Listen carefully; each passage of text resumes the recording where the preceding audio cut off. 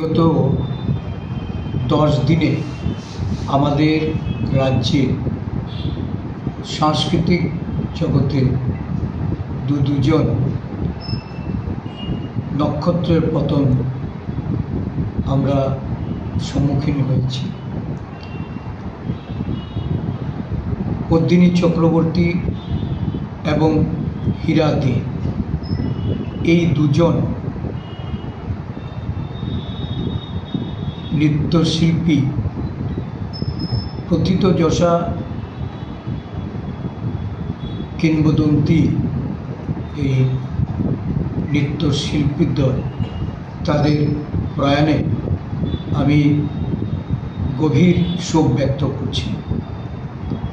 অত্যন্ত বেদনাদায়ক এই প্রয়াণ। পরিবার পরিজনদের প্রতি সমবেদনা জ্ঞাপন করছি। তাদের অনুরাগী রাজ্যে এবং আমাদের সমগ্র দেশ বিদেশে যারা, তাদের প্রতিও সমবেদনা জ্ঞাপন করছি। অত্যন্ত বেদনাদায়ক যে এই ধরনের সংস্কৃতির যারা একসময় এই রাজ্যের ধারক এবং বাহক, তাদের হাত ধরে একটা বিশাল আমাদের সাংস্কৃতিক পরিমণ্ডল যেখানে তৈরি হয়েছে, যেখানে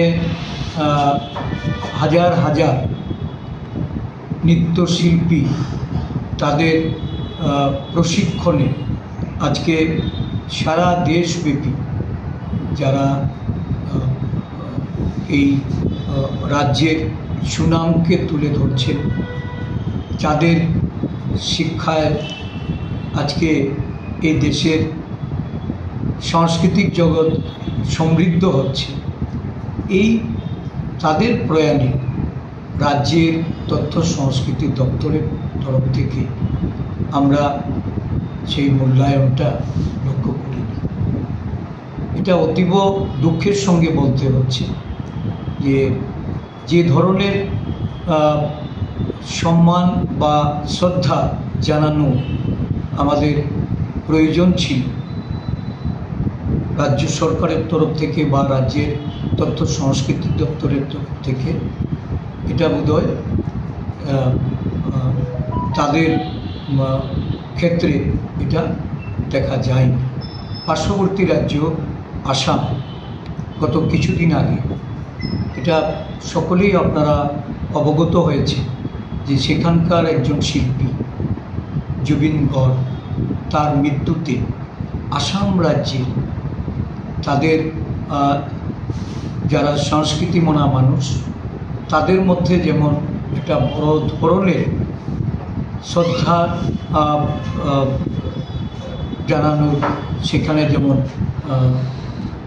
এটা পদক্ষেপ এটা নেওয়া হয়েছিল, সাথে সাথে সরকারের তরফ থেকেও গার্ড অব অনার দিয়ে যথাবিহিত সম্মান প্রদর্শন করা হয়েছে। কিন্তু আমাদের রাজ্যের সরকার সেটা মনে করে এই ধরনের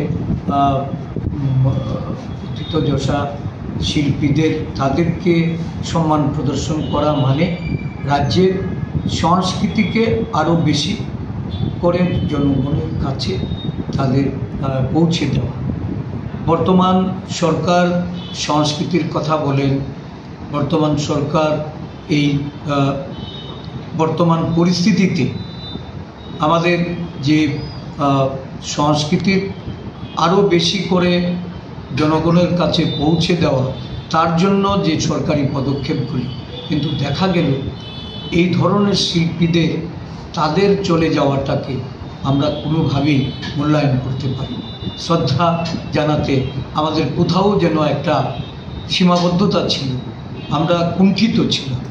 এই ক্ষেত্রে আমি সরকারের এই ধরনের যে মূল্যায়নের ক্ষেত্রে তাদের যে গুরুত্বের অভাব, এটাকে আমি অত্যন্ত আমার মনের দিক থেকে আমি এটা মেনে নিতে পারছি না।